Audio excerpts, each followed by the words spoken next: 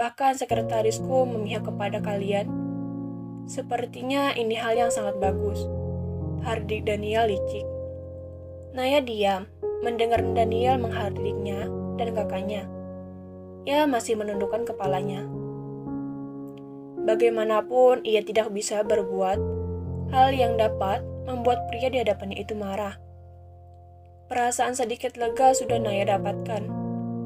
Karena Naya yakin Daniel akan memberikannya tempo untuk mengumpulkan uang.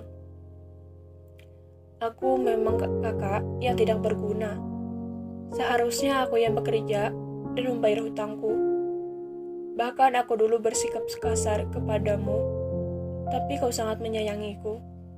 Batin Satria menangis. Ia menyesal perbuatan bodohnya yang dulu.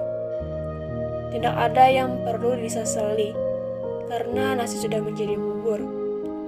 Meskipun pria itu menangis darah, tetap saja ia tidak bisa mengembalikan semuanya. Karena saya baik, saya akan memberikan tempo selama 1 minggu kepada kalian. Saya harap kalian bisa melunasi hutangnya dengan segera, ucap Daniel dingin. Daniel kali ini masih memiliki hati nurani kepada orang yang berhutang kepadanya.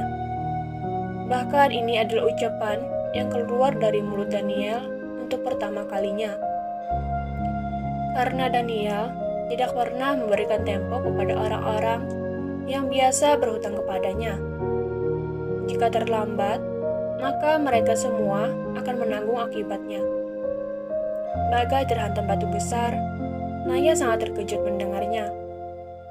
Bagaimana bisa ia mendapatkan uang 10 miliar dalam 1 minggu?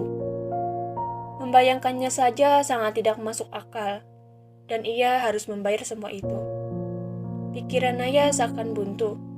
Ia tidak bisa berpikir apa-apa lagi. Pikirannya begitu kacau, memikirkan banyaknya hutang sang kakak. Belum lagi hutang kakaknya pada rentenir yang belum lunas. Ditambah lagi sekarang. Naya sudah tidak sanggup lagi. Tubuhnya seakan tidak bisa digerakkan. Naya ingin protes, namun ia tidak memiliki hak. Sementara Daniel, ia melihat Naya seperti itu merasa senang. Pria itu memiliki dendam pribadi kepada Naya. Namun Naya tidak menyadari siapa pria di hadapannya. Maaf, hanya itulah yang bisa Satria ucapkan kepada adiknya. Jika tidak karena ia lumpuh, mungkin Satria akan bekerja untuk membayar hutangnya sendiri tanpa harus membebani adiknya. Baik, saya akan membayarnya minggu depan, ucap Naya lantang. Ia berusaha tegar agar tidak membuat kakaknya stres. Bagus, sahut Daniel. Sekretaris Abai, jika dia tidak membayar hutangnya, apa yang harus saya lakukan? Tanya Daniel yang berpura-pura tidak tahu. Sepertinya nona itu harus dibawa pulang dan dijadikan pelayan tanpa digaji, jawab Abai terpaksa. Karena itu semua adalah ide dari Daniel sendiri. Kau dengar, Nona? Jika kau tidak bisa membayar hutang itu, maka kau akan menikah denganku dan melayani semua keinginanku. Lagi-lagi dibuat terkejut dengan setiap kata-kata yang keluar dari mulut Daniel. Naya langsung menatap tajam ke arah Daniel tanpa rasa takut. Karena ia tak sudi jika harus menikah dengan pria di hadapannya. Jangan harap, tolak Naya tegas.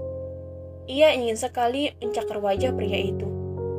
Namun, melihat banyaknya pengawal yang berjaga, membuat Naya mengurungkan niatnya itu. Kita lihat saja, Nona, ucap Daniel sinis. Ia menyeringai. Setelah perdebatan yang panjang itu, Daniel dan yang lainnya meninggalkan rumah Naya.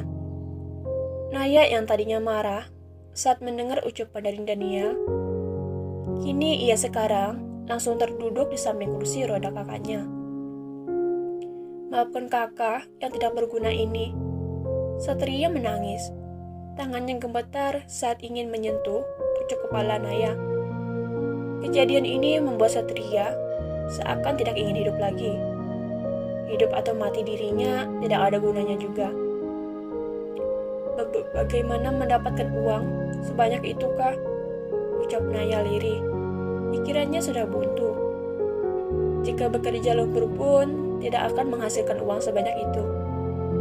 Namun, tiba-tiba Naya teringat temannya yang menawarkan pekerjaan kepadanya dengan gaji yang 10 kali lipat dari gajinya di kafe. Kak, aku pergi mandi dulu. Jangan pikirkan masalah tadi. Biar aku saja yang menanggungnya, ucap Naya. Naya bergegas pergi ke kamarnya untuk mandi, karena ia setelah ini ingin pergi menemui temannya. Naya tidak tahu apa yang temannya kerjakan, sehingga mendapatkan gaji yang sangat banyak.